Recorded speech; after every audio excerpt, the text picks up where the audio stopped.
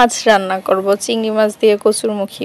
Hello viewers, আসসালামু আলাইকুম। কেমন আছেন সবাই? আশা করছি সবাই খুব ভালো আছেন। আমি আল্লাহর রহমতে খুব ভালো আছি। তো চলে আসলাম সাইমাস লাইফস্টাইল থেকে সাইমা নতুন একটি রেসিপি নিয়ে। তো পুরোটা রেসিপি দেখার জন্য অবশ্যই পুরোটি ভিডিও দেখবেন স্কিপ না করে। আশা করছি সবার খুব ভালো লাগবে।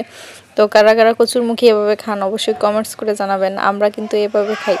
এটা আসলে এত টেস্ট, একবার ট্রাই করে দেখেন দ্বিতীয়বার খাইতে মন চাইব।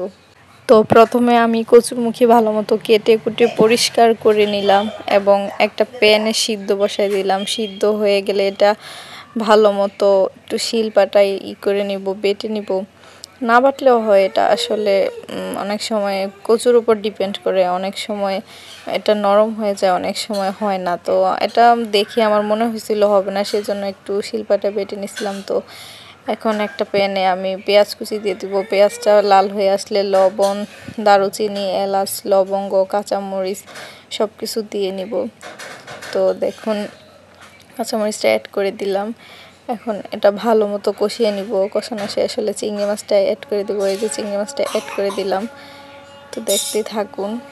কারা কারা এভাবে খান অবশ্যই কমেন্টস করে জানাবেন। আমরা কিন্তু এভাবে খাই। তো এটার স্বাদ এত বেশি বলে বোঝানো যাবে না। না খাইলে এটা আসলে মুখে প্রকাশ করার মতো ভাষা নাই। তো মশলাটা কষানো হয়ে গেছে, এখন আমি কচুরমুখীটা অ্যাড করে দিব।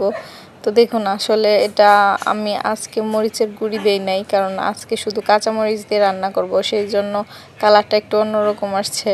কিন্তু শেষটা দেখতে থাকুন, খুব ভালো লাগবে আশা করছি। তো আপনারা খুব পছন্দ করবেন রেসিপিটি। তো কাঁচামরিচ ছিল অনেক বেশি, নষ্ট হয়ে যাচ্ছিল, যার কারণে আমি কাঁচামরিচ দিলাম। তো আপনারা কি রান্না করছেন অবশ্যই কমেন্টস করে জানাবেন।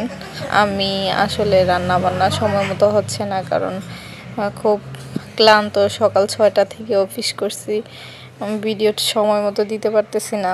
তো দেখুন এটা ভালো মতো কষানো শেষ হলে নাড়তে নাড়তে এমন একটা পর্যায়ে চলে আসবে, উপরে তেল বেশি আসবে, তাহলে বোঝা যাবে যে এটা পারফেক্টভাবে রান্না হয়েছে।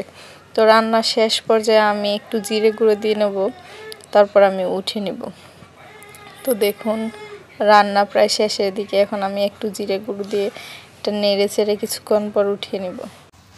তো দেখুন দেখতেই থাকুন রেসিপিটি। আশা করছি আপনারা খুব পছন্দ করবেন রেসিপিটি এবং রিকোয়েস্ট থাকবে এটা একবার বাসায় ট্রাই করে দেখবেন কচুরমুখী এইভাবে, তাইলে দেখবেন দ্বিতীয়বার খাইতে মন চাইব। বললামই তো, আর কি বলবো নতুন করে। তো দেখুন রান্না অলমোস্ট শেষ, এখন আমি খাওয়া দাওয়া করব, উঠিয়ে নিব। তো দেখুন কি সুন্দর হয়েছে কালারটা। ক্যামেরা আসলে তেমন ভালো না, সেই জন্য আর কি বোঝা যাচ্ছে না। এটা আসলে শুটকি দিয়েও করা যায়। চিংড়ি মাছ না থাকলে চিংড়ি মাছের পরিবর্তে শুটকি মাছ অথবা মাছের মাথা দিয়েও করা যায়। তো দেখুন কালারটা কি সুন্দর হয়েছে। তো ভালো থাকবেন সবাই, নেক্সট কোনো ভিডিওতে দেখা হবে।